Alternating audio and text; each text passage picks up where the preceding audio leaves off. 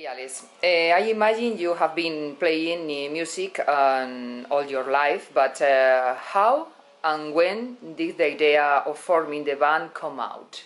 The Boss Jockeys? The Boss Jockeys. Well, I was playing for a bit just solo, and I thought that the songs would sound better with a band because they're very kind of rock and roll-y, you know, this kind of thing. So I just thought they would sound better, and Percy's an old friend of mine, amazing drummer, Steve too, the bassist. And we just started playing together and doing the odd gig here and there. Sounded good, and then we've been playing for a few years now. How do you define your style music? How can I say? If someone asks me about Alex Gavaghan and the Boss Jockeys, how can I say? Well, it's very kind of Mersey beaty, Liverpool, rock and roll, but also a bit, you know, punky, new wave. There's a lot of that. I'm really into, you know, the Sex Pistols and Elvis Costello and stuff like that. So there's definitely a bit of a harder edge to it.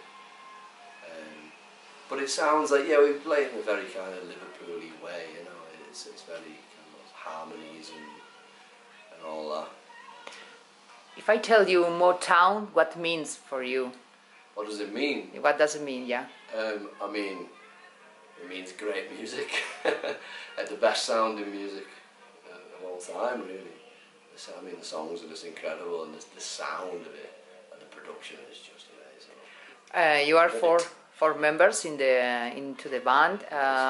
What kind of influence do you have? Because you say it about Motown, you love Motown sounds, the 50s and 60s, but the other three, what kind of music the other three they love? I think they're into a lot of the same stuff. Juan unfortunately likes The Who, which I don't agree with at all. Even the 70s Who, I mean, there we go. No one's perfect. Steve, the bassist, I keep pointing to them where they were. He's quite into like kind of proggy stuff as well, like prog rock as well. Percy's like me, very into the blues and kind of 60s stuff, and quite eclectic in his taste. Like, so yeah, we got similar, but we're different, you know. We are in Liverpool. We are. If we say Liverpool, we can see the cathedral and the Albert Docks. It's amazing points of view, breathtaking. It's breathtaking. Breathtaking points of view through the window. If we say Liverpool, we say live music. It's a good place for living, for working, for playing music. Yeah, it's amazing. Yeah, I don't think there's probably a better city in the UK to be involved in music, I would say. In terms of the playing, I mean, the level of the musicianship is really high. I think that kind of scaffolds everyone up to kind of get better and better. And if you're kind of trying to get a band together, then you've got like the pick of amazing musicians. I produced and wrote an album for a Belgian girl called Mademoiselle 19 a few years ago, and she came to Liverpool to record it, and I just had to get these incredible Liverpool musicians like Edgar Jones and Martin Smith and Percy on drums. You can't really get better than that.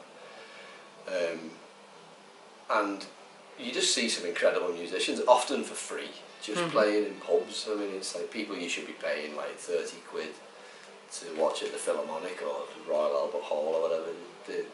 I think there's a great culture of live music, and often it's free. You know, Any Beatles lovers into the band? Me. Yeah. I think we all do. Yeah. I mean, I love the Beatles. Yes, I'm a massive Beatles fan. Juan and Steve too. Percy, I think, you know, he appreciates the Beatles. I don't think he's a massive fan, but he likes, like everybody else who's got good taste. You can't not like the Beatles. It's weird, isn't it? It's like saying, do you like Bob Marley? And someone goes, no. Yeah. You go, alright, you're a psycho. Okay. You know, what the fuck? Yeah. You know, how can you not like it? It's weird. Yeah. You have a La La La Lucy in 2016 EP. and Yes. another one, Big Man of Love, Yes. in 2015. And the last album is World Behavior. First of all, what kind of title is this? All behaviour. Yeah, World Behavior. I've been asked this about 30 times, for good reason. Well, we're not from Liverpool, so I'm from St Helens, Percy's from St Helens. I keep pointing. We're old school friends.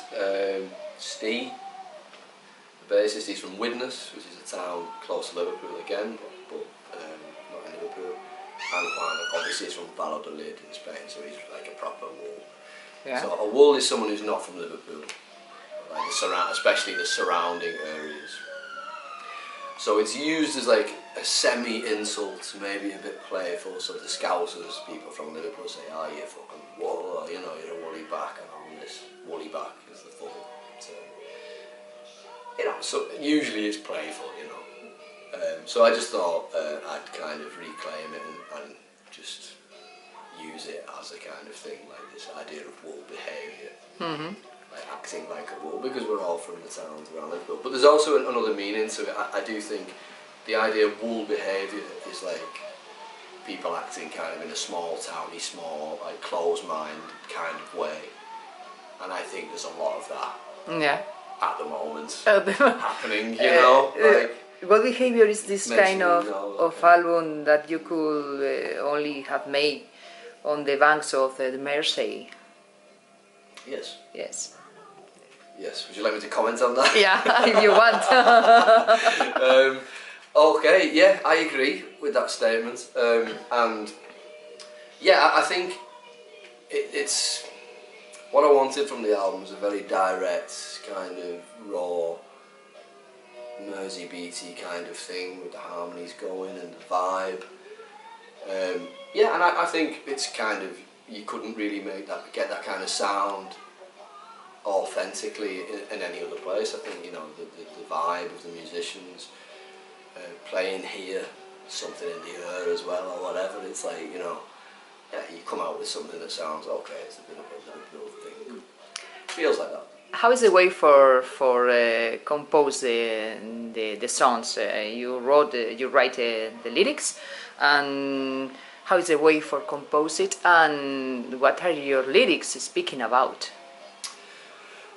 So how do I write the songs? I mean, just loads of ways. I mean, any writer will tell you this. There's loads of different ways. Sometimes the lyrics and the idea will come first, and you base it around, you know, try and get some chords. Usually with me, I've got the melody first, maybe an idea for like the hook, and then it usually takes me a few months to finish off the songs. Like I'm very prolific when it comes to melodies, but I'm lazy when it comes to lyrics. Yeah. So I have to force myself to finish off the songs. Mm-hmm. Yeah, I mean, and the best ones, it's a cliche, but the best ones are the ones that come like immediately, like really quickly, and like they just, you know, 20 minutes they're done. You're like, oh, that's good, you know. You don't have to kind of labour over it. But that said, there have been some really, really good songs that I've laboured over for a long time. Mm-hmm. I think I had the idea for Big Man of Love, which you like, don't you? No, I love this song. Like years earlier, and then it just took me ages to get around to the idea of thinking, okay, I'm going to do this song or whatever. And you know. And what are your lyrics speaking about? What is your emotion for writing lyrics after? It depends, really. It depends on the idea. You know, it's I like sometimes to you know, if you're pissed off about something, you can put it in a song, but you know, don't make it so obvious. Mess it up a little bit, and you know, it's very cathartic to get rid of that kind of emotion. Sometimes I just start with a line that sounds good and then just see where it goes, and usually by the third verse it's just gone off somewhere completely different. It's not really related to the initial idea anymore. Mm-hmm. But I like it, and I like it, the kind of things that the collection of words together or whatever. You know, there are some just like basic love songs, you know, as well, of course. I'm thinking about Marina. But there are also just like some completely made up ones, you know, like that you're on about La La Lucy. I've never known a girl like romantically called Lucy. Yeah. It just fitted with the syllables or whatever, and then I imagined the situation and then got a song out of it. Alex, we can speak about Europe. Where Europe places have you been playing your music in? Because you told me before you have been in France. You love French language as well. Do you speak French? Do you speak French? Try my best, yeah. Better than my Spanish. Why any song on French if you love this language? All your songs have been written in English, yeah? In English, yeah. Why not in French if you love the language? I wouldn't dare try to write lyrics in French. Well, my label is a Belgian label, and in the French-speaking part. Mm-hmm. So I've actually had a good opportunity with, like I was saying, Mademoiselle 19 earlier, to compose some songs, and then other like French lyricists or French-speaking francophone lyricists have put words to my songs, which is great. So I haven't really had to do that, and I just don't know the language well enough. It'll just sound stupid, I think. Always when we speak in another language, we feel a little bit stupid, Well, I think you can be functional, and you can be completely fluent and maybe like proficient, but to write like poetry in another language is a different level, isn't it? To understand that is very difficult, especially in French. Yeah, the humor and the humor sense and the poetry is like the most difficult things in another language. You're not getting the puns and the metaphors and just the cultural meaning behind things, so it's really hard to do that. In what point are you now? Your last album was World Behavior. We were speaking about it, but now actually, what are you doing now? Are you composing a new lyrics? Or are you playing new songs? Yeah, I've got loads of new songs. Kind of constantly recording, really, and trying to get the next album together.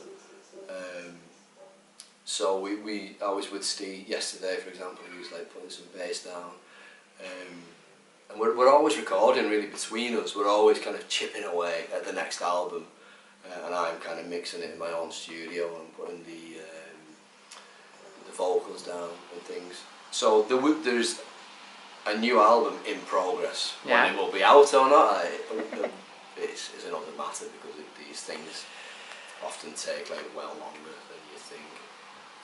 But there will definitely be some new music released in the early next year, like an EP or a single. Got a song called "Taking No Chances with You," which I think will be out. Have you been playing in Spain before? Yeah. Oh, loads of times, yes. Where do you been? All over.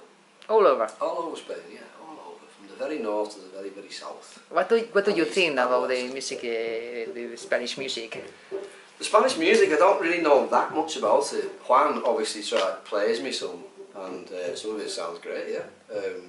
We've played a lot. I've played a lot with the band that I'm in with Percy, which we've been in for years, called The Cubicle, and we do reasonably well in Spain. We've done loads of tours. Never played solo or with the Boss Jockeys, but we love it there. It's the best country to go and play in. I'm not just saying that because you're sat here and you're looking at Spanish.